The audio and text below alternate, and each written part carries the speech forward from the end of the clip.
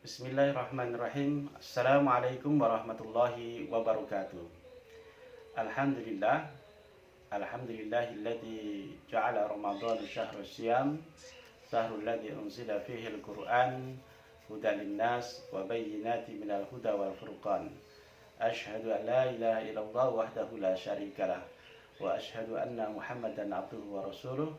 Allahumma salli wa sallim wa barik ala sayyidina Muhammad wa ala alihi wa ashabihi ajma'in. Amma ba'd. Syaimin dan syaimat, kaum muslimin dan muslimat, saudara-saudariku yang mulia. Alhamdulillah, di bulan Ramadan ini kita bisa melanjutkan bahasan kita di seputaran Ramadan. Pada sekarang kita akan membahas bab yang berkaitan dengan keutamaan membaca Al-Quran. Allah Subhanahu wa Ta'ala menurunkan Al-Quran adalah sebagai hudan linnas, petunjuk buat manusia. Untuk mendapatkan petunjuk dari Al-Quran, satu-satunya cara adalah dengan membacanya. Membaca Al-Quran oleh Allah Subhanahu wa Ta'ala, oleh Rasulullah SAW, itu sangat dianjurkan dan memiliki keutamaan yang demikian banyak. Oleh karena itu, bulan Ramadan ini adalah kesempatan buat kita semuanya menjadikan titik tolak untuk memperbaiki amalan-amalan kita pada bulan-bulan yang akan datang, bulan-bulan selanjutnya setelah Ramadan. Oleh karena itu, kita bahas hadis-hadis yang berkaitan dengan keutamaan membaca Al-Quran ini sebagaimana dijelaskan oleh Rasulullah SAW dalam hadis-hadis. Yang pertama diriwayatkan oleh Abu Umamah radhiyallahu an. Sami'tu Rasulullah sallallahu alaihi wasallam Iqra'ul Qur'an fa innahu ya'ti yaumal qiyamati syafi'an li ashabihi. Hadis rawahul Bukhari, rawahul Muslim.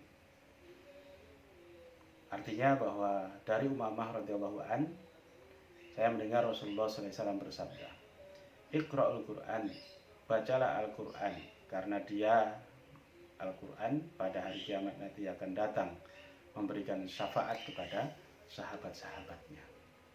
Sahabat Quran adalah orang-orang yang senantiasa berinteraksi dengan Al-Quran. Dia membaca Al-Quran, dia tadaburi Al-Quran, dia memahami Al-Quran. Sahabat Al-Quran adalah orang-orang yang nanti pada hari kiamat akan diberikan syafaat oleh Al-Quran. Oleh karena itu, jamaah sekalian, inilah kesempatan buat kita untuk membaca Al-Quran. Lalu kemudian di dalam hadis yang lain juga dijelaskan dari Nawas ibnu Sam'an radhiyallahu an berkata, Sami'tu Rasulullah sallallahu alaihi wasallam yaqul, Nawas bin Sam'an ini mendengar Rasulullah sallallahu alaihi wasallam bersabda, Yu'ta yaumal qiyamati bil Qur'an wa ahlihi. Akan datang pada hari kiamat itu Al-Quran dan keluarganya. Siapa dia? Alladzi ya'maluna bihi, yaitu orang-orang yang mengamalkan Al-Quran, mewiridkan Al-Quran, menjadikan Al-Quran sebagai amalan hariannya, diamalkan itu. Siapa dia? Fitunya, yaitu pada masa di dunia dahulu. Taqdumuhu suratul Baqarah, kemudian surat Al-Baqarah ke depan, wa Ali Imran dan Ali Imran, tahajani an sahibihima. Kedua surat ini ya mendatangi saudara-saudaranya, mendatangi sahabat-sahabatnya. Siapa dia? Tentunya adalah orang-orang yang bersahabat dengan suratul Baqarah, bersahabat dengan surat Ali Imran. Keduanya adalah orang-orang yang mengamalkan. Dan nanti pada hari kiamat keduanya akan bertemu dengan surat Baqarah dan surat Ali Imran. Oleh karenanya, jamaah sekalian, jika kita mengambil wirid suratul Baqarah, maka akan datanglah surat Al-Baqarah nanti pada hari kiamat menemui kita. Kalau kita mewiridkan surat Ali Imran, maka Ali Imran nanti akan datang, surat Ali Imran akan datang menemui kita pada hari kiamat. Dalam riwayat yang lain dijelaskan dari Utsman bin Affan radhiyallahu an, dari Utsman bin Affan, Rasulullah sallallahu alaihi wasallam, bahwasanya Rasulullah SAW bersabda, khairukum man ta'allamal Qur'an wa 'allamahu.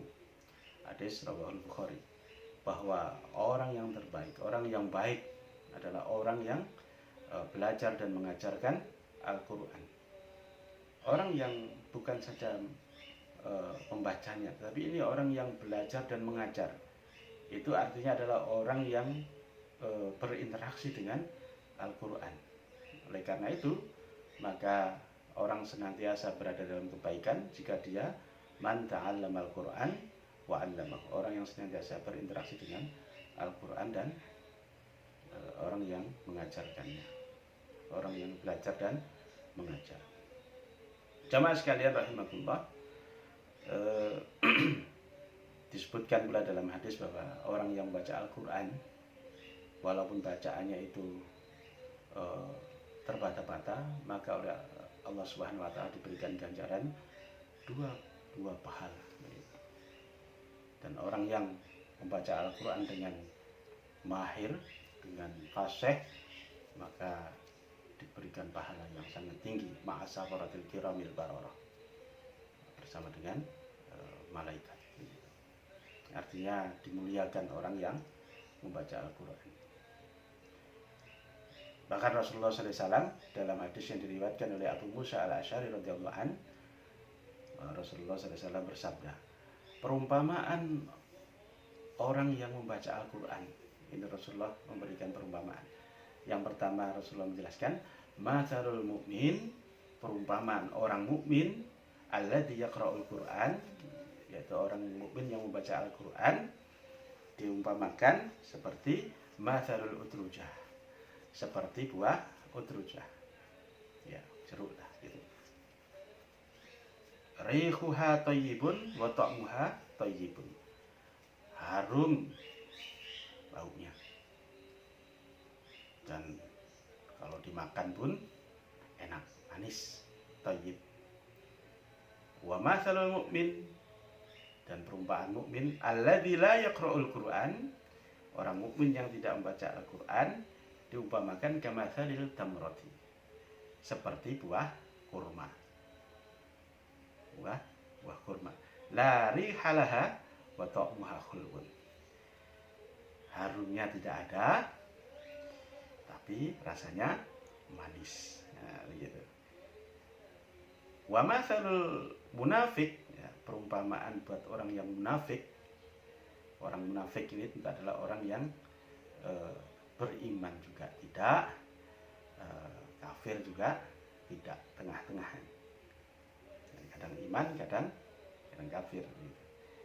Yaitu alladzi yaqra'ul Qur'an, orang munafik kalau dia membaca Al-Qur'an, masalul, diperumpamakan seperti masalul raihanah, seperti buah raihanah. Seperti apa itu buah raihanah? Rihuha thayyibun, ya harum baunya, wa ta'muha murun, tapi rasanya pahit. Nah, gitu. Wa matsalul munafiq alladzi la yaqra'ul Qur'an kamatsalil hanzalah. Nah, orang munafik yang tidak membaca Al-Qur'an itu seperti buah hanzalah. Laisa laha rihut, jadi enggak ada harum-harumnya. Wa ta'muha murun, rasanya pun pahit. Ini Rasulullah membuat perumpamaan ini sebagai gambaran buat kita. Kita ini termasuk seperti apa kalau diumpamakan buah. Apakah kita termasuk buah utrujah, atau buah kurma, atau buah raihana, atau buah hamzalah. Hadis muttafaqun alaih, hadisnya sahih. Oleh karena itu jamaah sekalian, Iqra'ul Qur'an, maka kita harus membaca Al-Qur'an. Sekali lagi, di bulan Ramadan ini adalah titik tolak kita untuk memperbaiki amal-amalan kita pada bulan yang yang akan datang. Lalu selanjutnya bahwa keutamaan Al-Quran itu bahwa Quran itu akan mengangkat derajat seseorang. Dalam hadis yang diriwayatkan oleh Umar ibnu Khattab radhiyallahu an dikatakan bahwa innallaha yarfa'u bihadzal kitab aqwaman. Allah Subhanahu wa taala mengangkat derajat seseorang beberapa tingkat dari karena Al-Quran, dan juga menjatuhkan ya sampai ke dasarnya, sampai pada akhirnya itu dengan Al-Quran. Maksudnya apa? Bahwa orang yang senantiasa berinteraksi dengan Al-Quran, maka Allah Subhanahu wa taala angkat derajatnya beberapa tingkat aqwaman. Jadi kalau kemarin ada bahasan tentang makomnya orang yang bertakwa, ini adalah kalau orang baca Al-Quran, makomnya pun akan dinaikkan. Jadi utama sekali kalau kita membaca Al-Quran. Oleh karena itu dalam sebuah hadis yang lain juga dijelaskan dari Umar, ini lanjutannya hadis Umar, bahwa tidak boleh, Rasulullah SAW bersabda, la hasada illa fi isnain. Tidak dibenarkan hasad kecuali dalam dua hal. Rajulun atahullahul Qur'an wa huwa yaqumu bihi ana al-lail. Yang pertama, orang tidak boleh hasad kecuali dalam dua hal. Yang pertama adalah orang yang diberikan Al-Quran lalu kemudian dia mengamalkannya siang malam. Maksudnya siang malam ini adalah di waktu siang dan di waktu malam, artinya dia terus istiqomah mengamalkannya. Yang kedua adalah rajulun atahullahu malan wa huwa yunfiquhu, dan orang yang diberikan harta kekayaan lalu kemudian dengan hartanya itu dia berinfak siang dan malam. Artinya orang itu senantiasa istiqomah memberikan infaknya kepada saudara-saudara yang lainnya.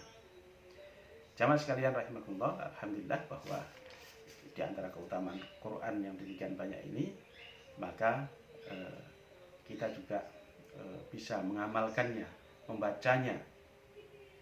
Kalau tadi disebutkan di awal bahwa Allah memberikan pahala 2 bagi yang membacanya ya terbata-bata, tapi 2 itu dijelaskan dalam hadis yang lain bahwa setiap satu huruf itu diberikan 10 kebaikan.